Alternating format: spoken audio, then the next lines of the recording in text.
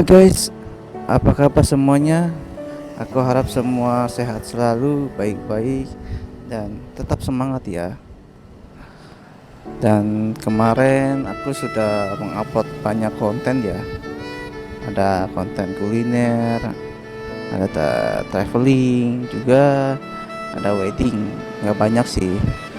Nah, sekarang setelah beberapa saat aku kembali mengupload sebuah podcast ya. Ya apa audio streaming kali ya, tentang hal-hal yang positif, dan tema yang ingin aku angkat adalah 4 kesalahan dalam membangun usaha. Ya, sebelum aku memulai podcast ini, aku sekedar mengingatkan bahwa aku ingin kontenku tetap membawa hal-hal positif ya, apalagi kayak podcast gini ya, yang menurut aku sendiri itu jauh lebih positif daripada kontenku yang lain, karena aku dengan podcast ini itu berbagi hal-hal berdasarkan pengalamanku, hal-hal yang mungkin bisa membawa inspirasi. Jadi ya bukan hanya sekedar supaya kontenku bervariasi ya, tapi juga ini ya adalah sesuatu yang bisa membawa, moga-moga ya, membawa inspirasi bagi orang lain. Oke, aku mulai aja ya pembahasanku tentang 4 kesalahan membangun usaha. Yang pertama itu adalah ekspektasi yang berlebihan. Aku bisa mengibaratkan poin pertama ini seperti menembak semut dengan meriam. Ya, menembak semut dengan meriam. Jadi semut itu kecil. Nah, meriam itu sebagai pelurunya itu terlampau besar ya. Jadi nggak sebanding. Ya, sebagai pelaku usaha sih sah-sah aja ya mempunyai sikap optimis. Tapi sikap optimis itu harus diimbangi dengan perhitungan yang realistis. Jadi diimbangi. Ya, kalau misalnya pelaku usaha itu adalah seorang pemain lama ya, yang sudah kenal kekuatan produknya dan punya pelanggan tetap, ya boleh-boleh saja dia terjun memulai usahanya itu dengan investasi yang besar. Tapi bagi pelaku usaha yang memulai suatu bidang yang masih baru ya, masih abu-abu, ya harusnya diimbangi dengan sikap yang hati-hati. Makanya bagi pelaku usaha itu ada beberapa hal yang penting ya, yaitu dia sudah melakukan riset belum, yaitu riset terhadap pasar, terhadap perilaku konsumen, lalu juga kekuatan produknya itu sejauh mana. Itu penting sekali guys. Tanpa riset itu lalu mencoba terjun ke suatu tempat yang masih abu-abu ya, itu sangat berbahaya. Jadi sikap hati-hati itu lebih diutamakan lah, bukannya takut ya. Kalau takut kan melangkah tanpa perhitungan ya, tapi kalau hati-hati itu melangkah di tempat yang baru dengan berbagai macam persiapan. Salah satu contoh yang beberapa kali kalau aku lihat ya, ada orang yang memulai usaha, lalu salah satu faktornya itu tempat dia sewa, dan dia menyewa tempat tuh untuk jangka panjang, setahun, 2 tahun, atau 3 tahun. Ya kalau dia sudah kenal dengan pasarnya sih nggak apa-apa. Cuman kalau misalnya dia belum tahu, ya coba dulu 3 bulan, paling lama 6 bulan lah, paling 6 bulan. Karena itu kalau langsung setahun atau bahkan misalnya terlalu lama ya 5 tahun, itu berbahaya guys. Kalau misalkan ternyata ekspektasi kita berbanding terbalik dengan keadaan di lapangan. Jadi ya sikap hati-hati perlu lah. Dan optimis itu juga perlu, cuma harus diimbangi dengan perhitungan yang matang. Andai kata misalnya terjadi kerugian pun, ya harus ada langkah-langkah antisipasinya ya guys. Ya lanjut ya ke poin kedua, yaitu salah perencanaan dan perhitungan. Tadinya poin ini aku mau bagi dua ya guys. Ya ada masing-masing pembahasannya, perencanaan dan perhitungan. Cuman karena nanti takutnya aku khawatir pembahasannya jadi panjang, jadi aku jadiin satu aja.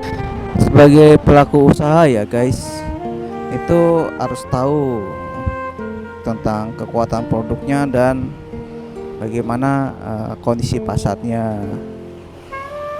Dan ya ada hal yang disebut itu permintaan dan penawaran. Jadi permintaan terhadap produk itu apakah tinggi, rendah atau sedang, dan penawarannya itu gimana, yaitu supply barang itu ke pasar apakah banyak atau dikit. Itu harus tahu guys. Ya kalau misalnya permintaan terhadap produk itu tinggi dan penawarannya rendah, ya mungkin pelaku usaha bisa menerapkan untung yang lebih tinggi. Tapi kalau misalnya permintaannya dikit tapi penawarannya banyak, itu ya profitnya nggak bisa diharapkan tinggi ya. Ya cukup bersaing kalau seperti itu. Jadi kondisi pasar juga harus dilihat apakah kompetitif atau enggak. Kalau aku sendiri sih aku nggak suka pasar yang kompetitif ya. Dulu aku pernah baca buku tentang Blue Ocean Strategy. Jadi tentang samudra biru dan samudra merah. Samudra merah itu samudra yang berdarah, di mana para ikan tuh saling bersaing berebut makanan. Ya aku suka samudra biru, di mana samudra itu tenang. Ya tidak ada yang berebutan makanan. Jadi the Blue Ocean Strategy itu lebih seperti menguasai pasar ya. Jadi kekuatan apa sih namanya, kekuatan sang pelaku usaha itu mendominasi pasar ya, tapi dengan cara yang sehat ya guys. Dan juga ya produk yang bukan produk ya, pasar yang ingin dituju itu kelas menengah atau kelas menengah ke atas atau kelas menengah ke bawah. Itu harus diperhatikan guys. Ya kalau misalnya ingin yang dituju adalah pasar kelas menengah ke atas, nah ya tentunya jangan, kalau misalnya produk ya jangan mencari tempat penjualan yang di pinggir jalan raya ya, walaupun sekalipun tuh strategis. Tapi kan kalau misalnya pasar yang itu juga kelas menengah ke atas ya bukan hanya menjual fungsi produk itu, tapi juga menjual image dari produk itu. Jadi kadang ya mall itu tetap dibutuhkan, karena mall itu sebagai tempat kalangan menengah ke atas, pasarnya pasar menengah ke atas, atau bisa dibilang pasar modern ya. Kalau kata dulu bosku itu ada dua pasar, itu pasar modern dan pasar tradisional. Pasar tradisional ya seperti ya misalnya seperti kayak Tanah Abang ataupun Mangga Dua untuk baju. Karena pasar tradisional itu ciri salah satu cirinya itu tidak menerapkan faktor pajak ya, salah satunya. Bukan hanya tentang kelas menengah ke atas atau ke bawah. Juga perencanaan itu juga penting tentang marketingnya, pemasarannya. Ya pemasarannya nanti mau dilakukan dengan cara seperti apa. Lalu ada promo apa. Tiap bulan terus disusun. Entah itu mungkin diskon, entah cashback atau apapun dah. Apalagi kan sekarang juga namanya apa sih nama e-money ya, kayak OVO, GoPay, ShopeePay itu kan menyediakan banyak cashback. Nah, mungkin bisa bekerja sama dengan itu dan bisa diatur promonya tiap bulan mungkin berganti-ganti. Atau ada gift. Jadi perencanaan yang matang itu juga perlu, bukan hanya sekedar berjualan ya guys. Kadang juga harus disusun uh, setiap bulan tuh ada apa ya, program untuk konsumen ya kan, jadi konsumen juga nggak bosen untuk selalu berbelanja.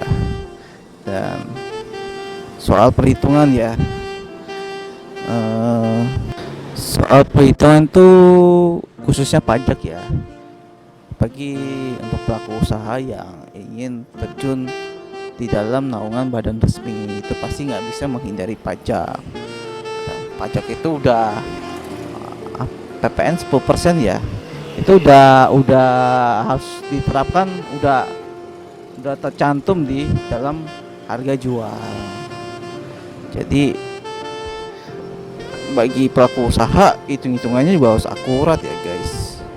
Jadi bukan hanya keuntungan untuk perusahaan, pajak juga, dan biaya-biaya uh, cost untuk perusahaan. Apalagi kalau misalnya pelaku usaha yang ingin terjun berjualan di dalam mall itu, wah itu parah. Ya aku sendiri sih nggak berani ya ke situ. Itu terlalu sukar buat aku sendiri itu. Kalau aku sendiri sih menerapkan usaha itu gimana perputarannya cepat walaupun untungnya kecil. Itu bagiku lebih bagus daripada untung besar tapi perputarannya sangat lambat. Ya, dan sama ini aku menerapkannya seperti itu. Perputaran cepat tapi jelas walaupun untungnya kecil ya. Dan juga usia produk juga harus diperhitungin ya guys. Misalnya kayak makanan. Itu contohnya misalnya sayur. Makanya kalau pedagang sayur itu, pedagang sayur dan buah-buahan ya, kalau kalian guys yang pernah belanja buah dan sayur ya, yang belanja buah petian itu pasti harganya jauh lebih murah daripada kiloan. Kenapa guys? Karena pedagang harus memperhitungkan kalau kalau itu buahnya atau sayurnya itu busuk. Jadi ya kalau misalnya buah dan sayur itu udah busuk ya nggak mungkin laku lagi guys. Jadi itu harus di apa, harga jual harus dinaikkan guys, untuk ya itu untuk mencegah kerugian akibat buah dan sayur yang busuk. Kalau kalian misalnya berjualan produk yang contoh elektronik,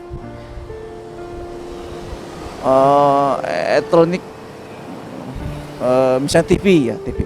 Kalau handphone juga ada masanya guys. Handphone tuh karena kan apa, setiap beberapa bulan ada keluar yang baru, yang lama ditinggalkan, keluar lagi model baru setiap beberapa bulan tuh pasti keluar model baru. Jadi usianya juga handphone juga pendek juga.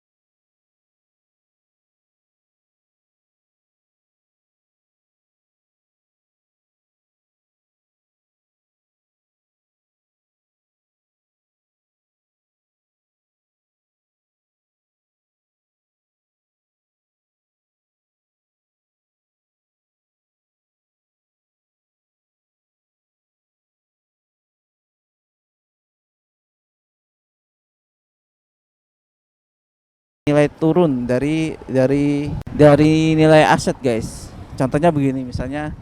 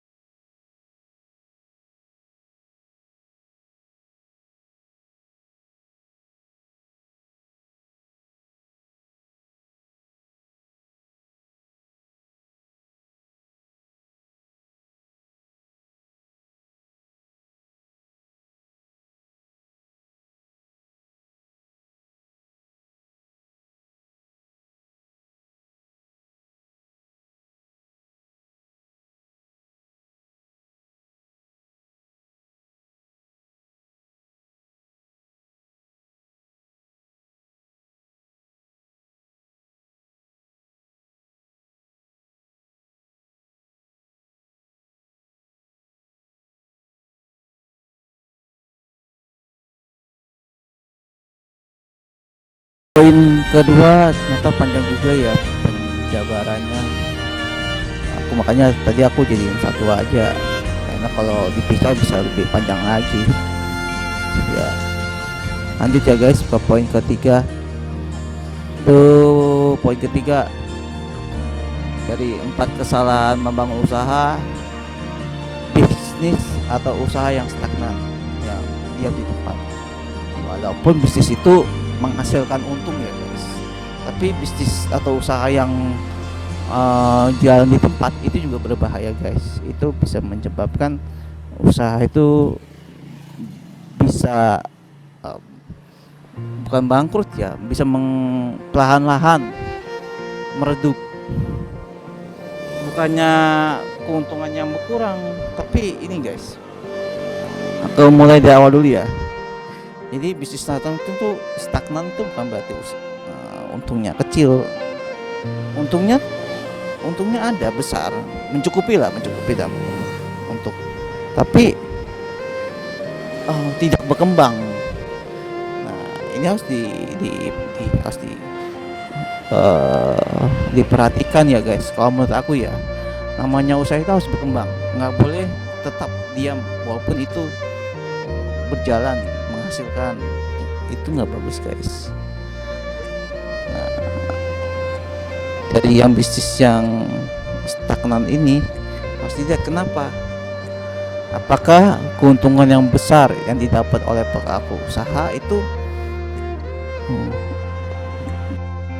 tidak dipergunakan untuk mengembangkan usaha, malah keuntungan yang besar itu bukan besar ya, keuntungan tersebut malah oleh pelaku usaha habis karena pengeluaran ya.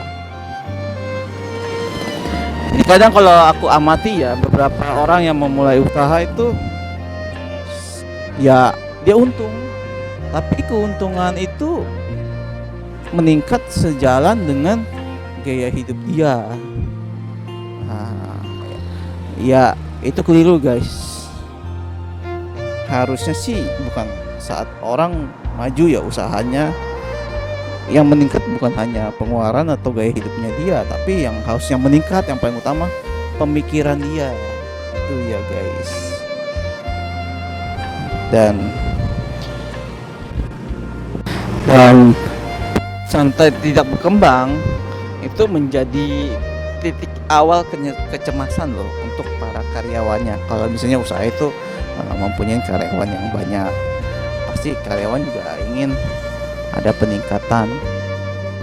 Tidak hanya pemilik usaha ya, karyawannya juga ingin ada peningkatan, entah jabatan, jenjang jabatannya, entah penghasilannya.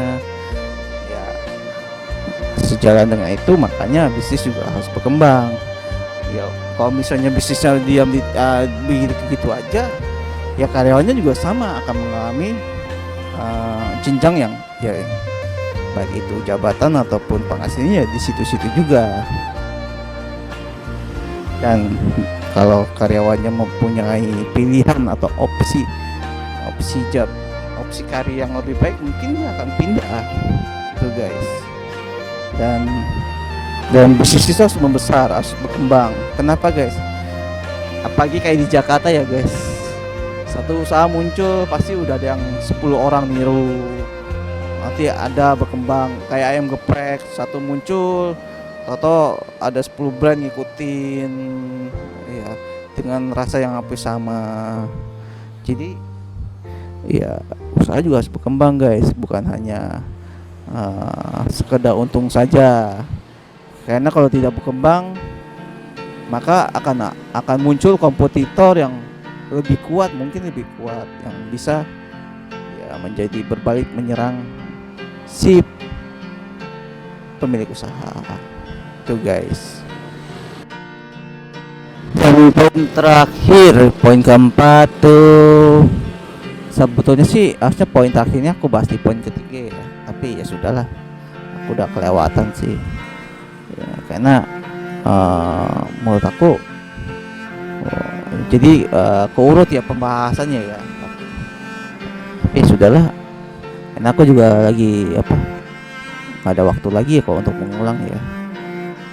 Poin keempat tuh ada target.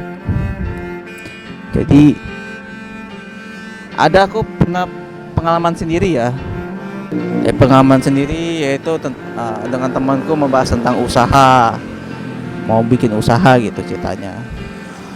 Lalu aku tanya, dalam sebulan bisa laku berapa? Dan temanku itu mempunyai kebingungan ya, karena aku bilang kalau tak ada target ya susah. Karena gini loh guys, kalau misalnya saat itu ya buka usaha, tempat sewa, belum gaji karyawan, belum maintenance, itu udah 3 hal itu udah pasti harus dikeluarkan ya, menjadi biaya pengeluaran yang pasti setiap bulan. Nah, masalahnya kan kita belum punya gambaran pasti tentang pemasukannya. Iya, dan emang kita nggak bisa menebak tentang berapa sih pemasukan kita tiap bulannya di saat nanti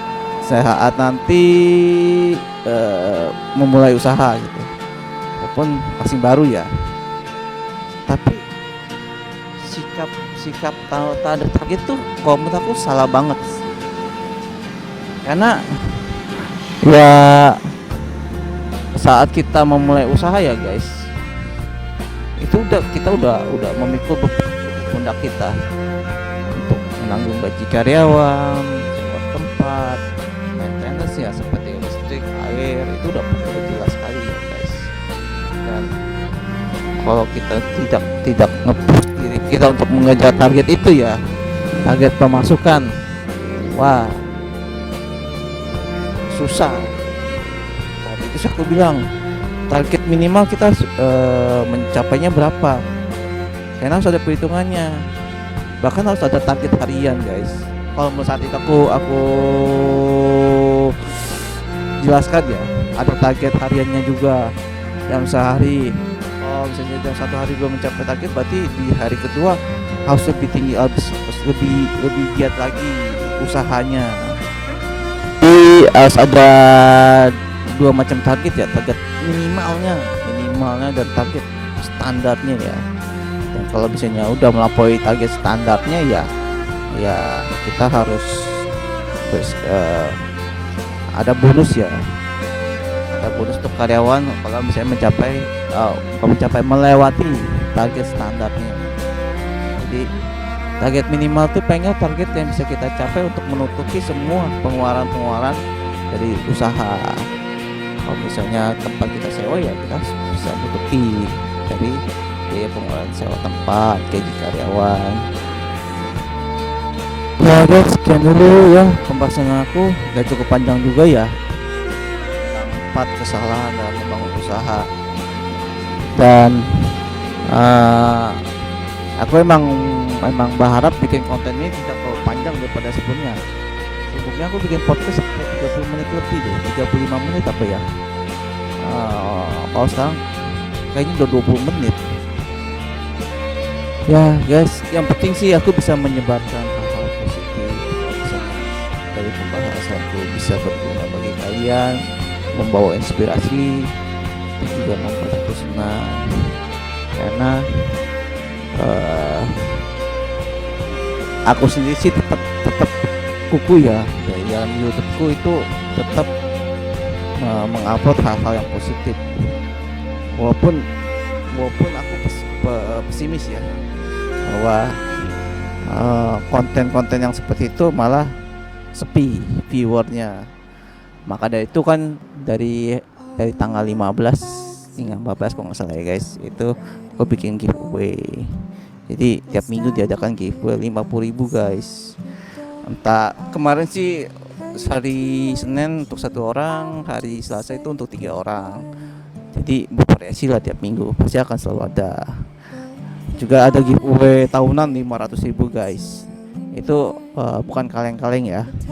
Dan aku juga nggak kasih PHP, itu benar real. Jadi ya dengan giveaway ini aku berharap orang makin tertarik nonton hal-hal yang positif. Karena kalau aku lihat ya, isinya YouTube itu makin lama makin kayak televisi. Jadi isinya itu konten-konten yang ingin mengejar viewers, mengejar subscriber.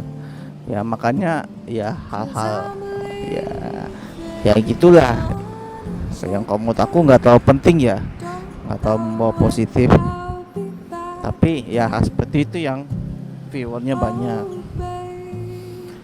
Ya sekian dulu ya guys. Oke, cukup. Makasih udah nonton. Dan bagi yang mendengarkan ini, moga-moga kalian jadi tertarik subscribe YouTube channelku Seventup. Oke, sampai ketemu di konten berikutnya guys. Semangat.